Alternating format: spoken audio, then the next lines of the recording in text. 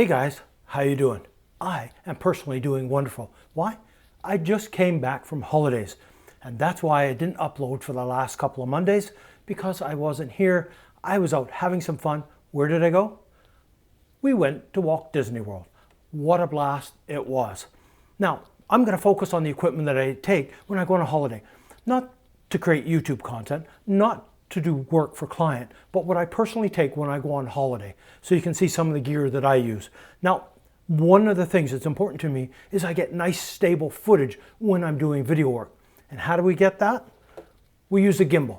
This is the Hohem M6. It is my absolute personal favorite. I love this thing, but look at the size of it. It's pretty big. So what do I end up taking? My next favorite. That's this one. This is a Hohem V2. Look at the size difference between these two. This one folds down beautifully, works fantastic. I can put this in my pocket. This one, not so much. So I end up taking this one. Now I will put a link down below to both these gimbals so you can check them out in full. But the one that I used on this trip was this one here, the Hohem V2. Now, what did I pair with this? Well, what better to go with it than an iPhone 14 Pro?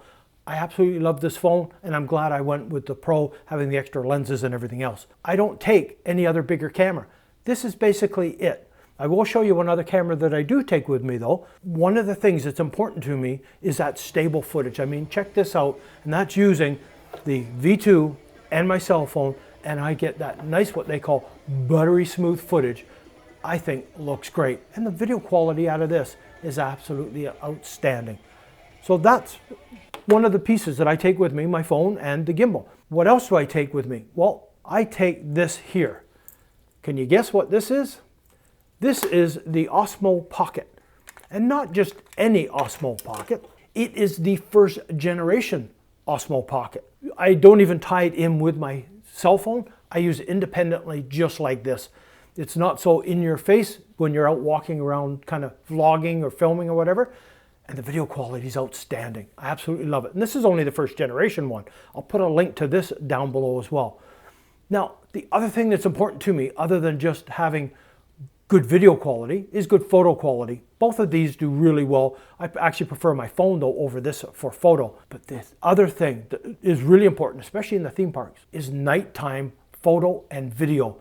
I need some low light capabilities. And surprisingly, the phone, check out this footage from the iPhone 14 in low light situations.